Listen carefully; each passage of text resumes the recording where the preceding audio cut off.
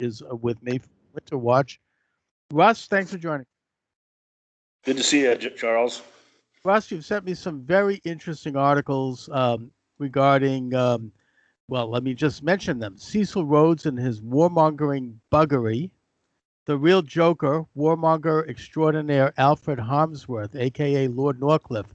This gets into a history of the whole pedophile story that is bubbling just under the surface and puts it into a bit of historical context, and then you bring it up to today. But let's start with that. I mean, it seems like there is a tendency, and I don't think that this is something that's even controversial to say, that when you have large combines of wealth and power, you have corruption, and part of that corruption and that sense of entitlement is that they're going to engage in sexual mischief, and that includes with children.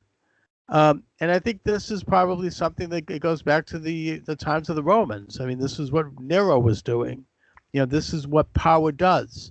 This is what in ancient times the story of Hanukkah was about. The reason that Judah Maccabee rebelled against the Syrian Greeks was because of this sort of corruption. They wanted to cleanse their society of it, and they saw their own people starting to fall into it, and that it was pervasive in the Syrian Greek Seleucid Empire. So it's not a new story. It's something that occurs in every generation, and it's the responsibility of those of us who want to exercise the natural right to free speech and free press and investigation, which is what the First Amendment recognizes, to investigate it. Because if we don't investigate it, it's going to become more pervasive. So let's give a little background in terms of the modern development of this phenomena, which you trace back, and I think quite accurately, to Cecil Rhodes and his establishment of the secret roundtable groups and all of the rest that was discussed by Professor Carroll Quigley in his book Tragedy and Hope. Right. I mean, it's called the Rhodesian Conspiracy, and it ultimately seems to be kind of a one world rule concept. And when Cecil Rhodes died in 1901, he was only 40. 1902, he's only 49, but he's one of the wealthiest men in the world. So we got this continually pattern that we kind of see in this hidden history of extremely wealthy men using their resources towards certain ends. Mm-hmm. And I think that aspect of modern history is really underrated. And even today you have this extreme wealth in the hands of a few men. Rockefellers or whoever, you can just go down the list. Player, Yeah, they seem to have corrupted morals and outlooks. They're not very wholesome people. That's the best way to put it. No, they're very bad people. They're bad people. Lord Acton acknowledged this in England when he said, "Power corrupts, and absolute power corrupts absolutely, and that in power you'll only find bad people." That this is why we have a system of checks and balances, so we can at least put them off against each other, hopefully, so that they get exposed, because the founding fathers recognized that there's a corruption that is inherent with the assumption of power and wealth. It's just it corrupts. You have a sense of entitlement. You get a sense that you can do anything you want. You don't have restraint, especially when you remove belief in God. I mean, I would argue, I don't want to go into that too much, but there's no moral restraint. There's no ethical restraint, because you believe you get this almost this sense of omniscience, of superpowerness. This is what the elite believes in. This is what is enhanced by secret societies like those set up by Cecil Rhodes, including the Round Table Group and Milner's kindergarten and all the rest, that they felt they could manipulate the levers of power all over the world, that they felt they could informally control the world, not in the literal sense, but through the use of power, through the use of their wealth to work their way into all the four corners of the earth, which is exactly what they've done. Yeah, and they tend to operate in cliques. That's kind of what I've noticed. They get a very loyal group of kind of like-minded it's like an in-group concept. And in the case of Rhodes, it was homosexual pederast, which is just permeated through this whole period as a major factor leading into World War I. All the I mean, up to the day and up to the very present day. I mean, at the back end of our talk, I'll give you a real clear example of that. But let's Please just go do. I through. mean, talk about. I mean, how? I mean, look. How do we prove that? I mean, is there evidence of that? Because Rhodes and his group are pretty, pretty secretive. So we have to try to find out what is it that we know that we can Yeah, show I'll, them. I'll read you. I'll read you some of the. I'll read you some of the key citations on it. So let's Sure. kind of go through it. Okay, so I think what happened by 1931, you hear historian Arnold Toynbee sort of opining in to what these guys are up to, because it looked like their first idea was British rule. We're going to be one world rule under the British. Well, by 1931, I mean, that was pretty much on its way out. Britain had pretty much been diminished by World War I and was a country hurting, In decline. in decline. And so Toynbee wrote, quote, "We are present working diligently with all our might to wrest this mysterious force called sovereignty out of the clutches of the local nation states of the world. All the time we were denying with our lips what we were doing with our hands." So they're starting to hint at this one, shifting more towards a different one world government, one not quite in the vision of Cecil Rhodes, but he established 7 trusts. And the way they operated is that his original trustee was by the name of Archibald Primrose, aka Lord Roseby. So when you go through these names, you always find the Lord, and then you have the regular name, and it kind of confuses the research because you see these references. His claim to fame was his marriage to Hannah de Rothschild. Uh-huh. Well, And the so Rothschilds probably have their fingers all over this. I don't doubt that. the only child and sole heir of Jewish banker Meyer Amsel de Rothschild, and the wealthiest British heiress of her day. So again, yeah, you got these extremely wealthy people, and they're always kind of joining forces. Yeah, and it gets very incestuous in that it's kind of like the way European aristocracy work. They all marry off their daughters to each other, and they use that as a way to form alliances and emerge families, and it becomes it's like the way the Habsburgs used to operate in Europe. They got control of most of the European kingdoms through marriages, and it's where the R crowd worked in the United States. And so you have this interlocking directorate of businesses and corporations and private entities and often in secret societies through marriages and through other alliances, and they sort of form a network, a web that tends to stretch across the capitals of the world. Now, Cecil Rhodes also established what became known as the Royal Institute of International Affairs, or Chatham House, in London, and the Council on Foreign Relations in New York. Right. And they both were involved in grooming elites to operate in favor of an informal world government that, they would infiltrate into all of the major aspects of institutions, economic, political, cultural, even religious. And they'd get their people worked up through the rat line, as they did particularly in American academia starting in the 1940s and 50s, and get their people well placed. I mean, they're very good at that. Yeah, and that was Rhodes' dream, but he didn't actually carry it out. He turned the money over to Rosebery. I'll just refer to him as Lord Rosebery. Mm-hmm. And it speculated that Rosebery was bisexual. Well, he was, I'm sure, because it's very well established Cecil Rhodes was a homosexual. There's no question of that. So he's not going to pick his trustee, who's not a very like-minded man. And these guys are basically messing with each other. That's probably what it's like. Alexander the Great. All these guys sort of created sexual bonds. Right, and also connected to that is a level of blackmail too, because these are not things that are acceptable to mainstream society, certainly not back then. And so in a way, it's kind of like when you get to, and this is I think something that goes across the board, when you get to people who are in very high positions of authority, whether it be in politics, culture, whatever, even corporations, They often have compromising activities that can be held over them. It's a way of controlling kind of the narrative. It's not necessarily formal in that sense, but if you take a look at a lot of great men, they've got. I mean, an example comes to mind: Woodrow Wilson. I mean, right?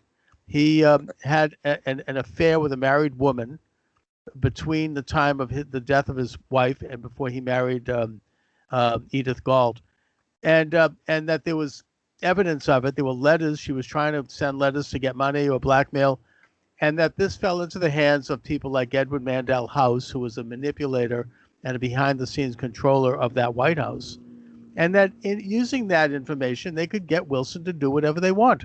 He was willing to do it because he wanted power anyway, but there was an implicit threat. There was a level of blackmail involved, and I'm sure that Cecil Rhodes used that to get people, functioning the way he wanted them to all over the world. Yeah, I'm sure that was a method, paying people off. I mean, just you can't underestimate the compromise control. Really, you really can't. I mean, it goes way back, and it's really not spoken of. It's one of these pins and needles type of issues. A lot of times you're talking about sexuality, homosexuality. We can't talk about that. We have to be kind of in a whisper. Right. And right. it's kind of time to get past that and just kind of talk about these as real people and kind of villains in a lot of ways. So Rosebery, he became prime minister for about a year, about 15 months, 1894, 95. He supported the Boer War, and he was a big part of the World War I war party. So this is what I'm kind of also focusing on too. Who got Britain into the war? It was a party. And he brought along many of the nonconformist war party people. So he was a recruiter of the apparatus that led to war. And then next up is Lord Viscount Alfred Milner. We talked about him last time, about the guy who bankrolled Trotsky. What the heck is he doing that for? Giving him suitcases of money. Mm-hmm. Right. Who was the key imperial official of poor diplomacy and helped cause the Second Boer War of 1899 and 1902. And historian Bill Masson says, quote, as Britain's, I can't even pronounce this word, supercilious. What does that mean? Super arrogant? I don't know. Yeah, that's what he says. Arrogant Southern African High Commissioner is unleashing of war upon the independent Boer republics in 1899 and ham-fisted efforts to Anglicanize conquered Boer society after the end of hostilities in 1902 earned him the undiminished enmity of nationalist Afrikaners throughout the rest of the 20th century.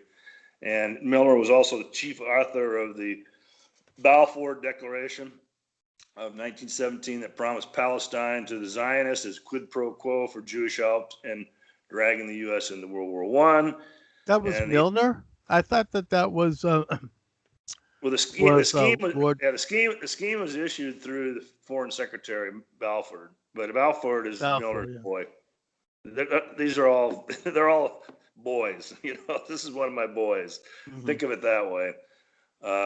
Well, how's that connected to World War I though? I mean, my understanding from conventional history, it kind of prolonged it because the idea was to get.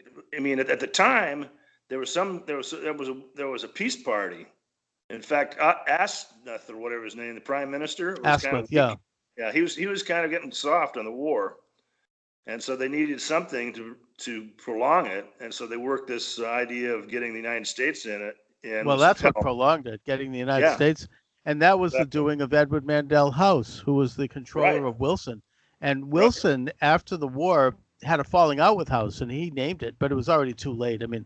His career was a disaster at that point. There was a chance for a quid pro quo settlement of that war in late 1916, early 1917. Oh yeah, there was even before that. Right. It was completely senseless. The United States should never have gotten into it. Why should we have helped the British, over the Germans? I mean, it was just a sheer, and I think it had a lot to do with pressures brought to bear by centralizing banks in all of the countries who are loaning a ton of money to these countries so they can help them colonize Africa and Asia. and that these countries were deep in debt, and then they were manipulated and pushed into wars. Um, it's a complicated subject. As far as the Balfour Declaration goes, my understanding from conventional history is that it has to do with the fact that Dr. Weizmann was a chemist who had some kind of invented something to do with armaments or something or other, that and that I think that the British felt that by getting him on their side, they could get world Jewry on their side, and that would help them, you know, uh, balance the war in their favor. Um, as far as the Weizmann and the Jew and the World Zionist Group is concerned, their interest was to help us, establish a Jewish state in Palestine. Right. Nothing more and nothing less. And they were willing to play hardball, and they were willing to use, not always pure tactics to try to help that happen. I don't think that's anything. I don't think I'm being controversial to say that. In fact, I support it. Well, yeah. I mean, the world is complicated. You have different factors and different forces. So the only thing we can do is just accurately try to recount history and let people Right. know what's going on in the background. That's not necessarily assign blame or anything like that. It's just that, people are going to try to carry out their interest, and they do it through these back channels, through these sort of high level people. And so the Milner, just to his background, is another homosexual and probably a pederast. There's a little bit of a question on that. And he was bisexual. He's a big occultist. He was a devotee of the paranormal. So we're starting to see that. There seems to be a lot of that play in all of this. Yep. Right. Going back to Carl Jung and the development of that ingested into psychology, and that's a great subject. I mean, Blavatsky and the whole theosophy movement of the late 19th century. This was absolutely the introduction or the reintroduction of occultic, Gnostic belief systems into modern times. Yeah, and it was very much the game of the elites. And on top of it, is a familiar pattern you're going to see as I go through these names, is he was a sadomasochist. I'd rather not even think about that. And of course, Milner had a very unfavorable view of the Afrikaners, and as a matter of philosophy, he saw the British as "quote unquote" a superior race. So if ever there were white supremacists out there, this is it. I mean, it's not these people they're blaming. Yeah. It's not some poor white guy, No. The British implemented concentration camps in South Africa to go after the Afrikaans, who were sovereign and who were, they were basically originally Dutch settlers who started to settle in South Africa around the same time that British settlers started settling in the United States. What would be, they were at that point a fairly indigenous people in South Africa, and the British simply wanted sheer conquest. There was no justification for it. They wanted to control South Africa and its diamond mines. It was just an utter, complete ambition. Right, and they weren't afraid because they not only did they have this extreme imperialism and supremacists, but they had this one world government view, and so naturally they wanted to knock the Germans down. That was part of the plan too. That's right. Germany was competing with Britain and the so-called Anglo-American vision of Rhodes, as discussed by Carroll Quigley in his book Tragedy and Hope. This is all. I think we need to really up the ante on these guys. These guys were really responsible for a lot of hell that we're seeing to this day, and I don't know that very many people are discussing it. No. I'm glad you and I are. Well, yeah. I mean, we're talking history here, and they unleashed this amoral, immoral, corrupt element into an establishment that went beyond normal and that became involved with world order and, subverting the Judeo-Christian moral code of the West as a way to get there. And I think they did so deliberately. So here's a typical Viscount Milner quote. Quote, "I am an imperialist and not a little Englander because I am a British race patriot," he stated. "The British state must follow the race, must comprehend it, wherever it settles in appreciable numbers as an independent community. If the swarms constantly being thrown off by the parent hive are lost to the state is irreparably weakened. We cannot afford to part with so much of our best blood." Well, they did a little more than that. You went down there and took over South Africa. Yeah. And by the way, another big figure in this, even though he was a great anti-communist, was none other than Winston Churchill. Right. Well, he was a warmonger. He was, and I think he had his fingerprints are all over the Rhodes Round Table, and and I think he was actually involved in the Boer Wars in the beginning of his career. Right. Okay, so the secret society was named by Milner to the Round Table initially, and it's called the Kindergarten, Milner's Kindergarten. Yeah. It was a group of mustachioed homosexuals that housed a cartel of the most powerful and wealthy people on the planet. And then Ronald Brown, in his book Secret Society, explains, immediately after the Great War, Milner, Philip Kerr, and Lionel Curtis in particular began to set up a global hegemony. It exerted influence through institutions and a hierarchy of thinkers. These institutions were all housed in grand buildings that became known as quote unquote think tanks or foundation, of course. And yeah. I think we're really suffering from that too, because they've really set up shop everywhere. Well, let me just comment briefly on that, because part of the I think it's the 17th Amendment or the 16th Amendment, which was the Direct Taxation Amendment, which went into effect the first year of Wilson's administration, in which the federal government for the first time could directly tax people's income. And not only that, but get people's, tax returns and know what people were doing. I mean, it was a reach into people's private lives that had never been done before. And what's worse is that part of that was that it established foundations. It allowed for these huge wealth families, the Rockefellers, all of them, J.P. Morgan, Carnegie, to put the Brown brothers, to park their money into these massive foundations tax-free, where they would be able to have these foundations hire their useless sons and daughters at big salaries so they could get an automatic job.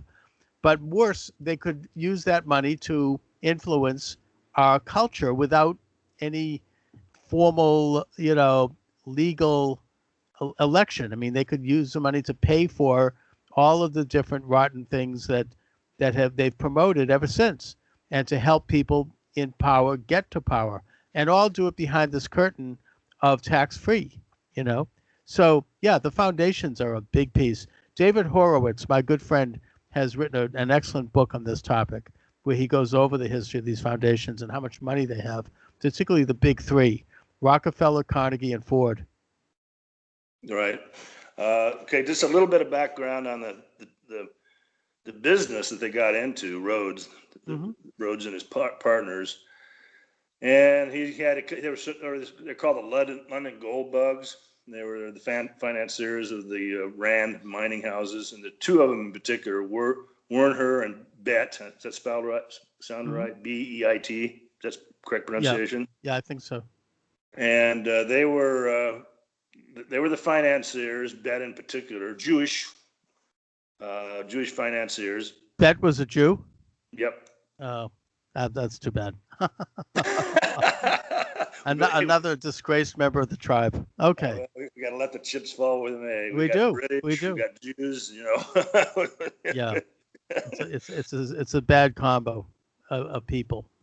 But I mean, we want to be careful to not condemn an entire group. But anyway, these guys are just, I wouldn't look at them that unfavorably. Basically, they were financing diamonds and gold. They took the country. So what are they going to do? The reason to take the country was to finance gold and diamond operations, which was pretty much centered around Cecil Rhodes.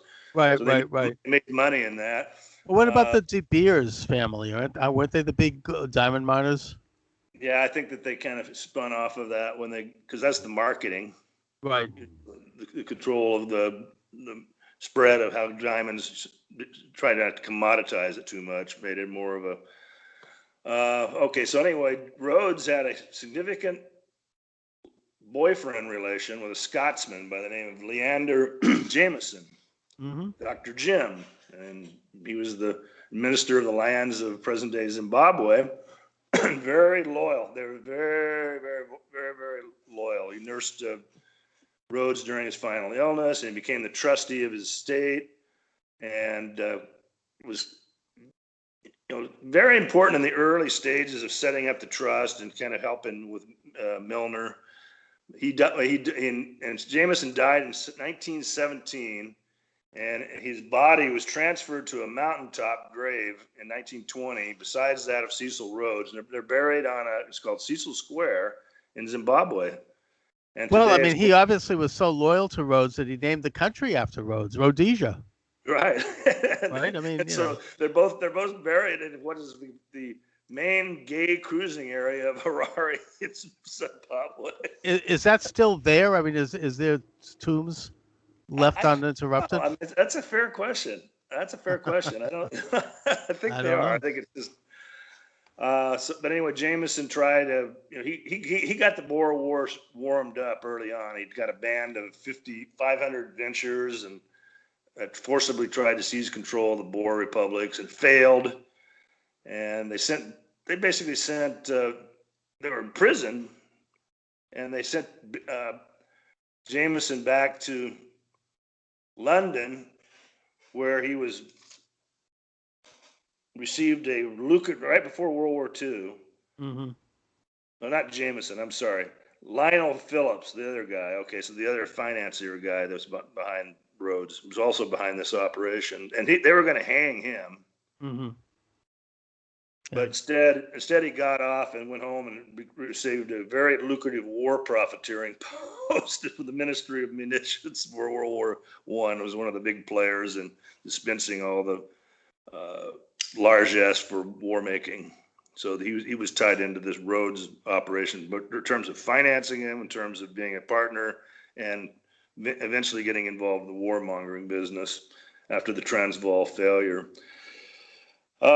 Okay, so another key operator was named Lord Ensner, bad guy. Brent was his name.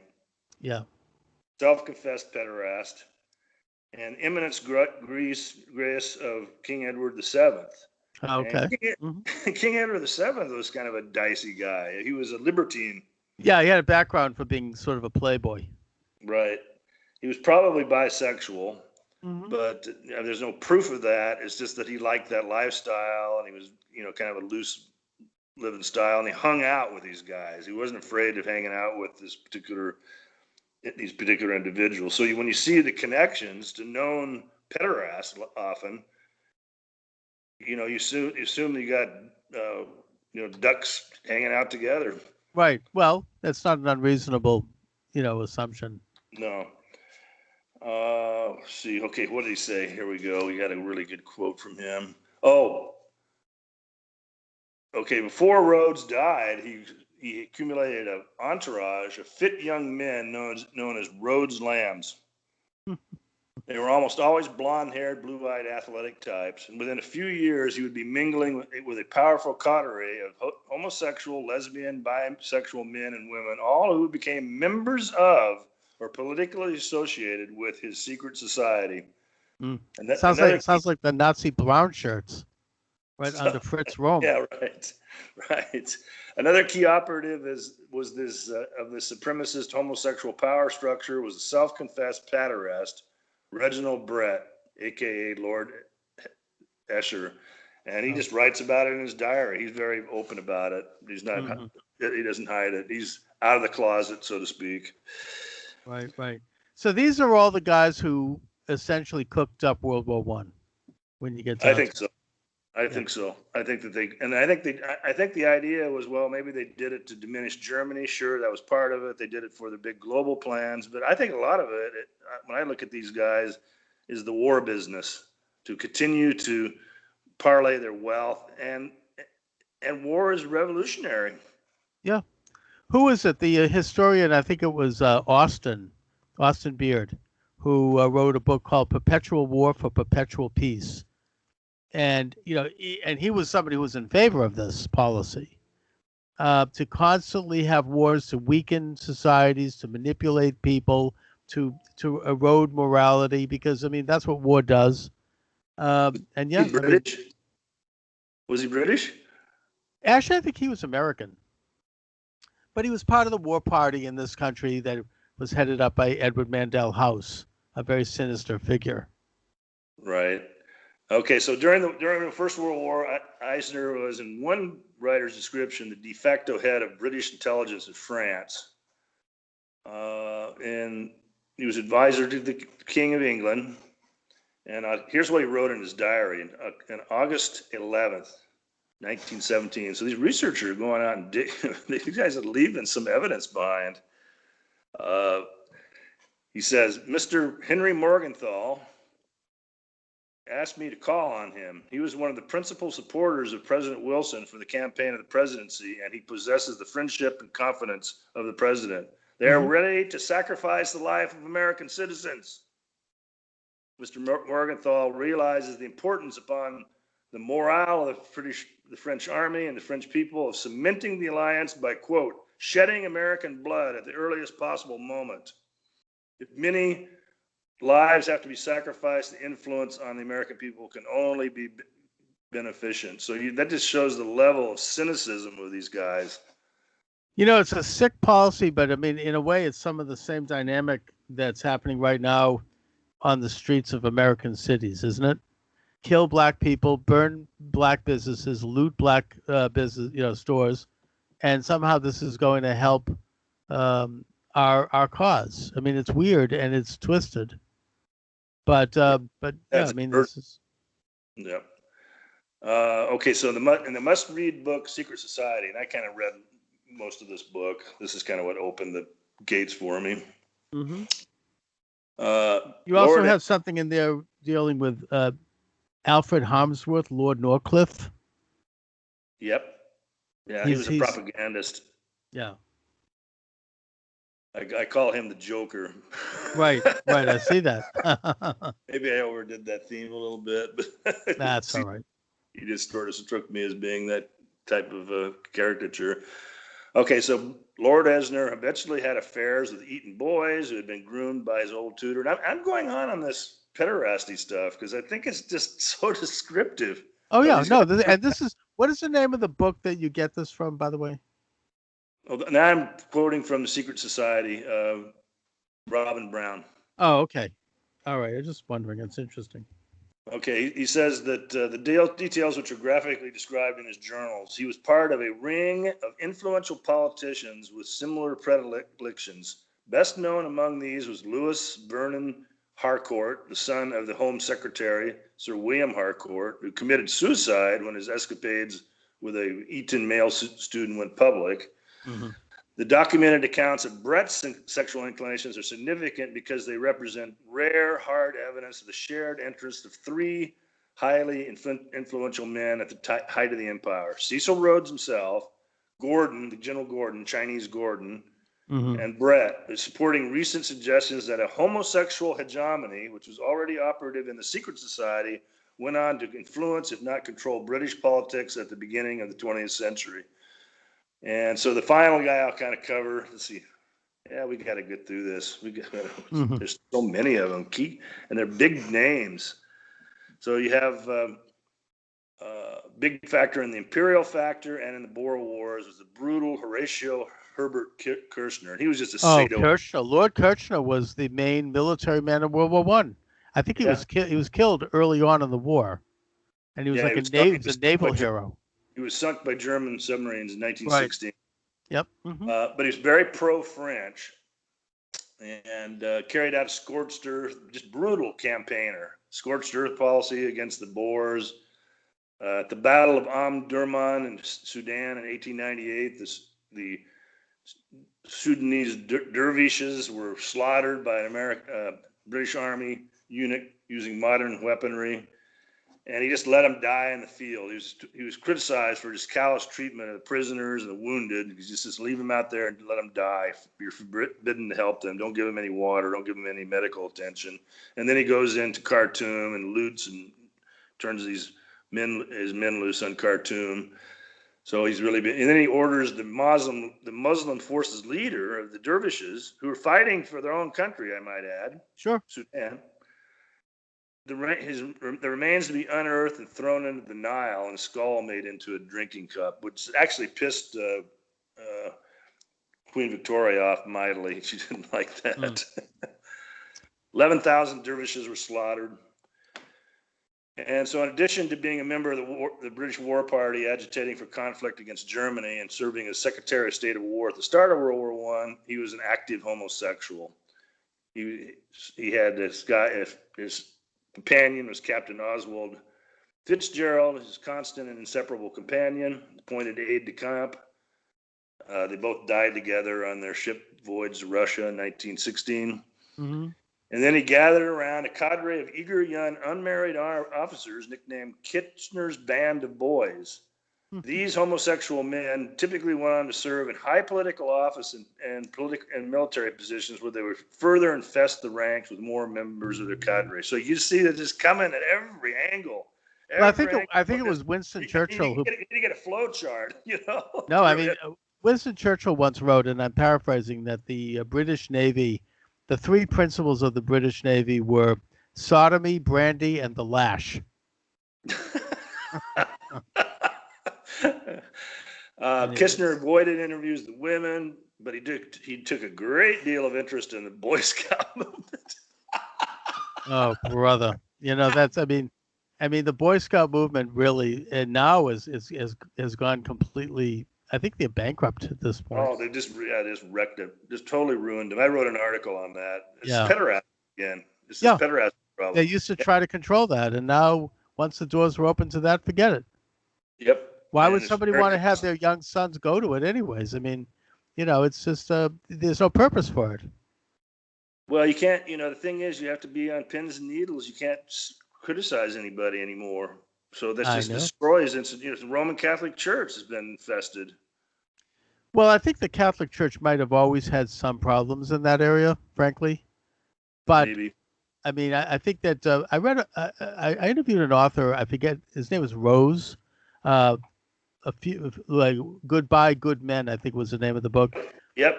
And he talks about how, I mean, the Catholic Church in the United States reached its apex of influence and power, and in a great way, probably right after World War II and into the 1950s.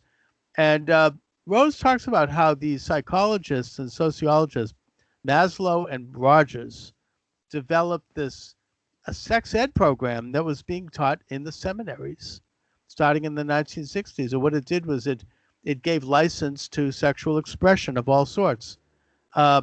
Now, maybe the Catholic priests in the past may have been gay, but they weren't doing this kind of stuff. You know, they didn't feel that it was appropriate. And one of the reasons they became priests was because of that.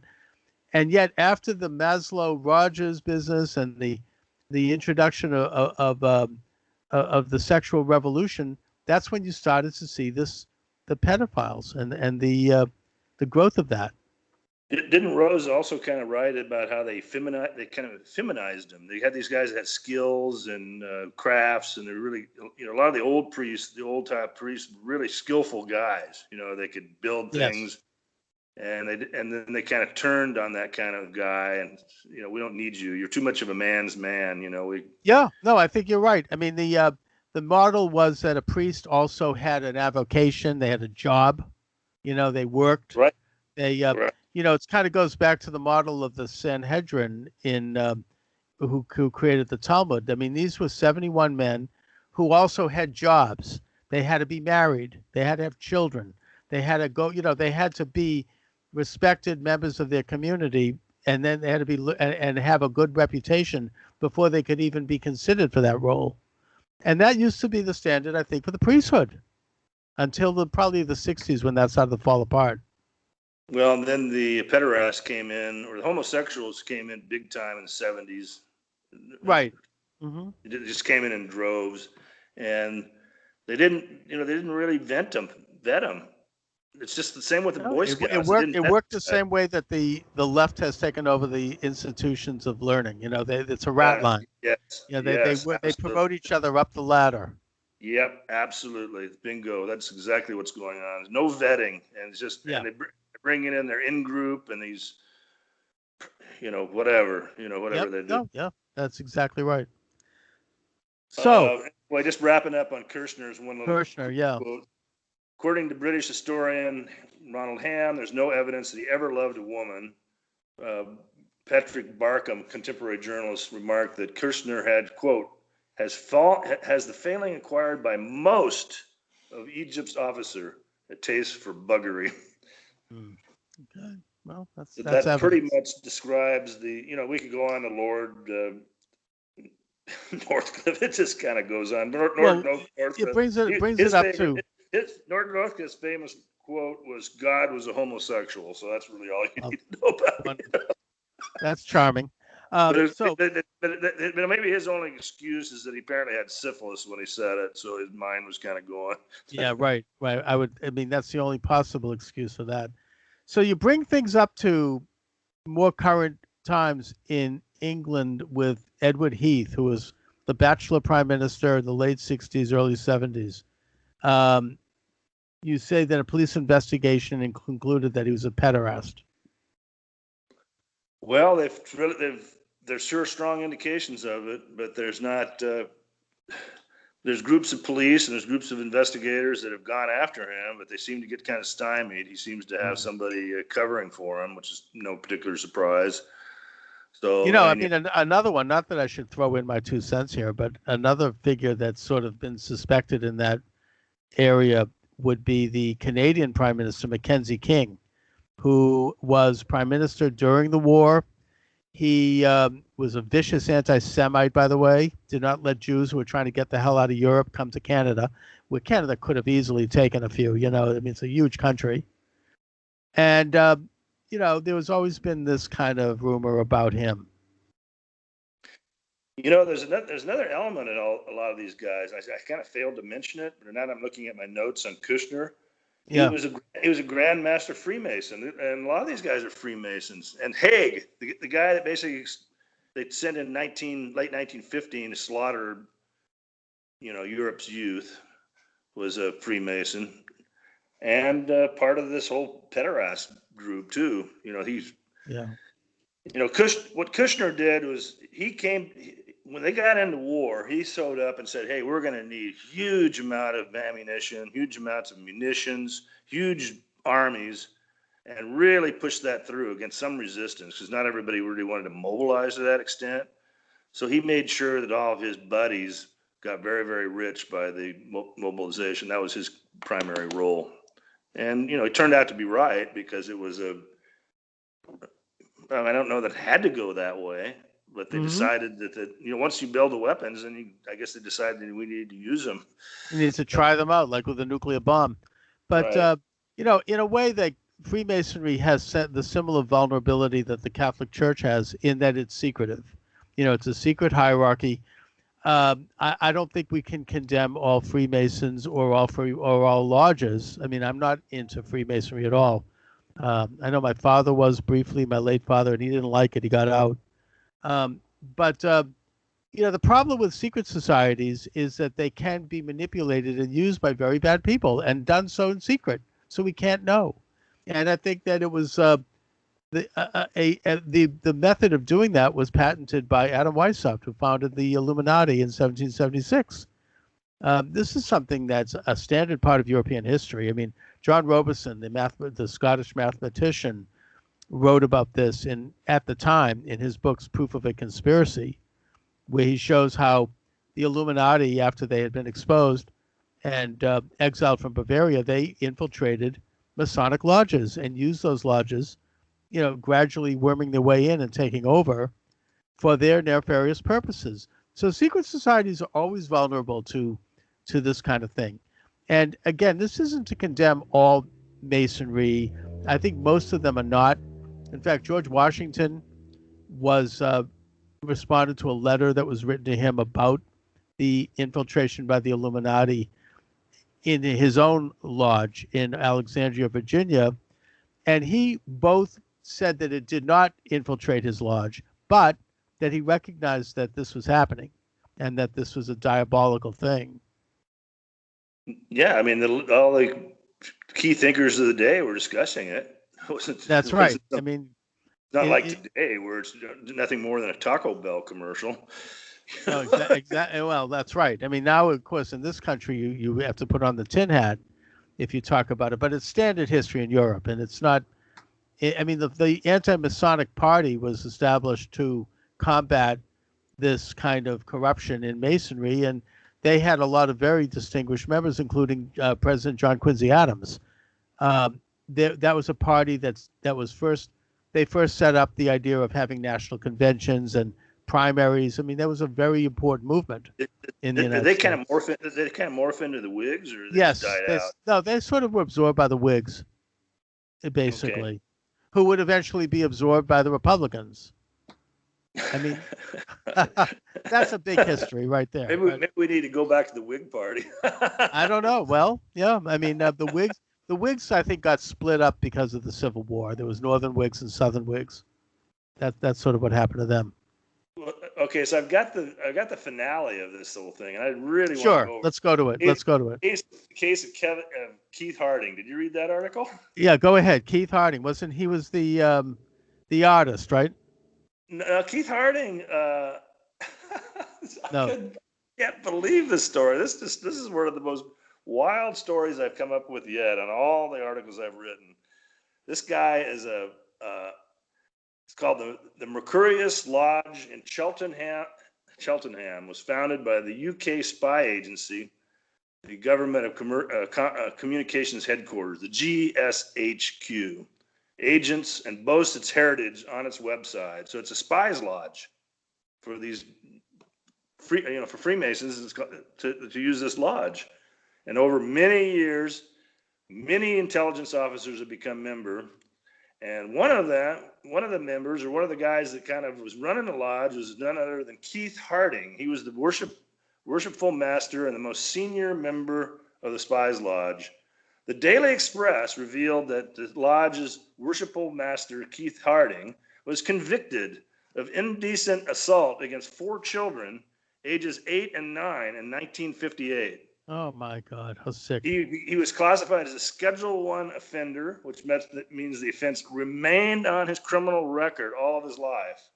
His name was also on a list of 400 pedophile information exchange that members seized by police in 1984, the year the organization disbanded. Harding told a friend that he kept hidden in a safe a list of more than 1,000 PIE members with prominent names, including the top officials, politicians from the Thatcher era.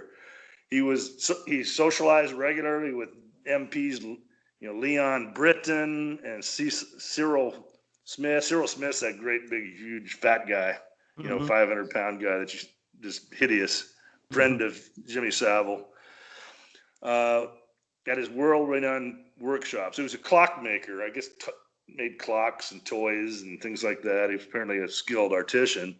Right. But a pedophile, not a pederast, a pedophile. Gotcha. There's a little difference. Okay. Sure. Up to now, we've been talking about pederasts. They like boys. Here we're talking about children. And sometimes in these discussions, it's important to make a little distinction. I mean, it all kind of flies under the same banner, but so Britain was a high-ranking official, including Home Secretary, and the center of many controversies, including illegal wiretapping, rape allegations.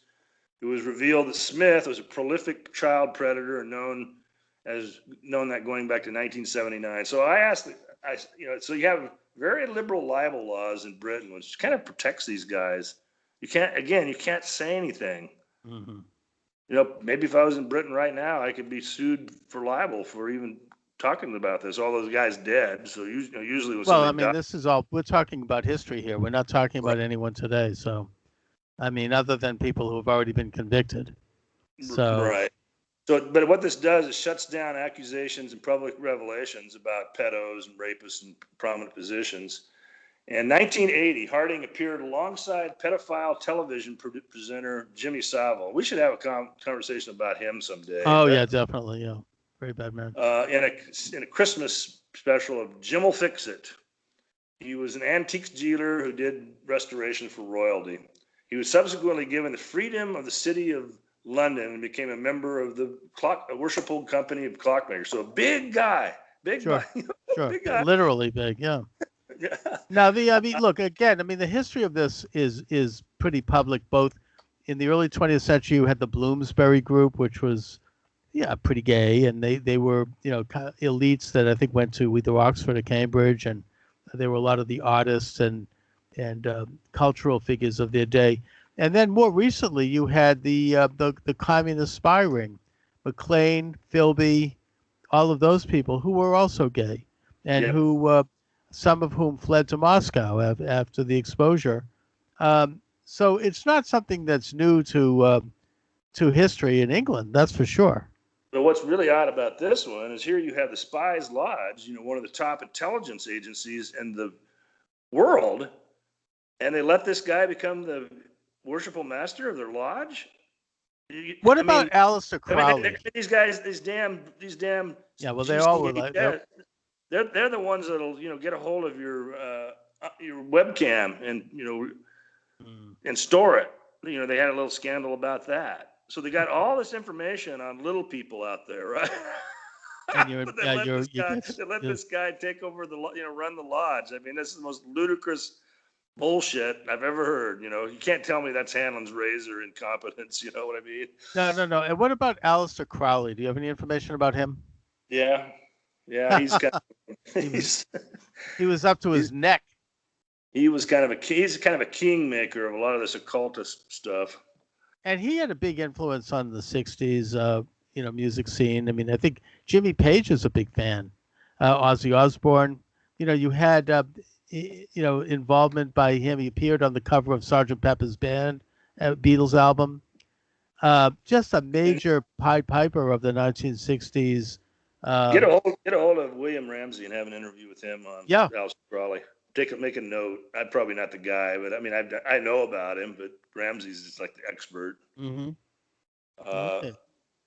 So anyway, my point is that no Mason above the 18th degree can advance without the unanimous agreement of the entire Supreme Council of these other spies. Yeah. Allegedly, to advance beyond 18th degree, members are severely vetted and background checked. But convicted pedo Harding was a 33-degree Mason.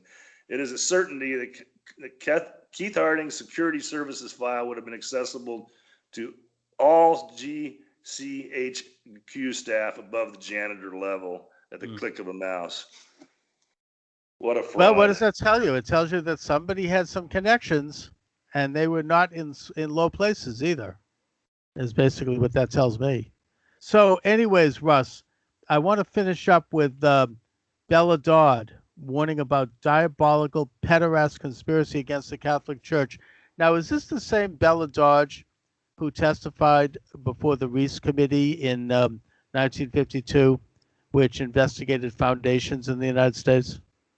Bella Dodd was a communist who, in 1949, kind of soured on communinism. Exactly. Yeah, I think it's the Catholic. same.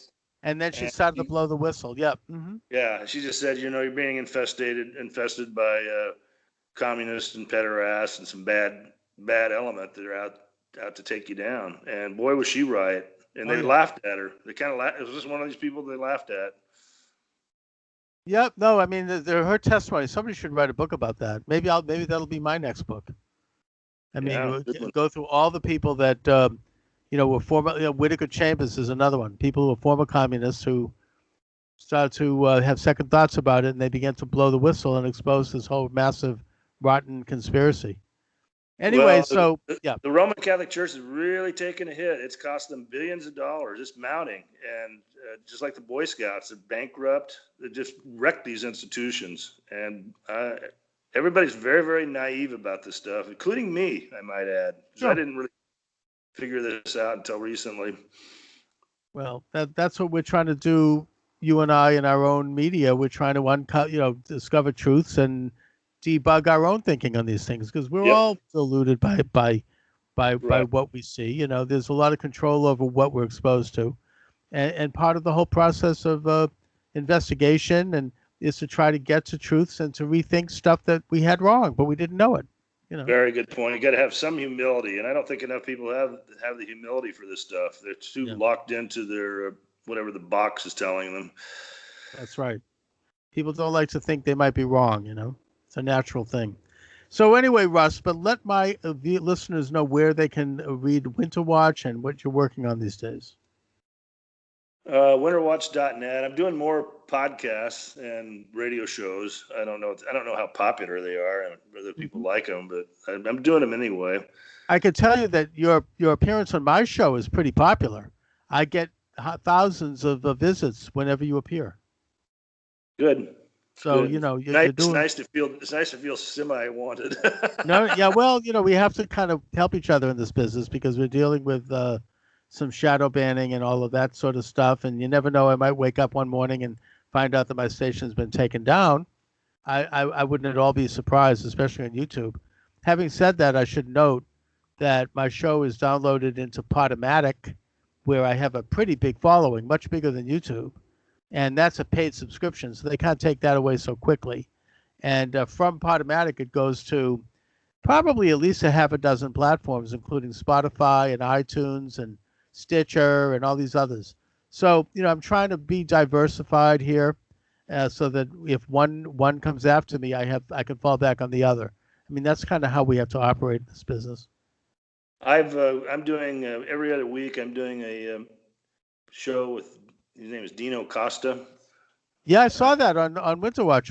I was thinking of inviting him on my show. Yeah, looks like an interesting guy. He'll rant. He'll really rant. Yep. No pins and needles with that guy. No, that's classic talk radio hosts back in the day. But anyway, we did a very interesting show, and he did his homework. I have to really hand to it. And you do your homework too. That's why I really enjoy coming on with you. But we talked about the smiley face killers. Oh yeah, I know. You know something? That's been an issue in Boston. Not recently. I don't think there's been a case like that maybe in about a year, but there were a lot of cases where these young guys were coming out of like a bar, a club, like at 2 o'clock in the morning. Usually college kids, pretty well, it wasn't even a sexual thing either. They were just maybe a little drunk, and they'd be found the next morning floating in the Charles River. There were several cases like that. Actually, not the next morning. They find them like a month later a lot of times. That's what's odd about it. And in areas that have already been searched. And there was a whole string of those in Boston. It's very scary. And I think it had, and the smiley face was part of it. So that's here. That's in my town. Yeah. I should talk to him about that. That's an interesting issue. So anyways, but Russ, I want to thank you for joining me. It's always a pleasure. Okay, thanks, Charles. Take care, man. All right, you too. Bye-bye.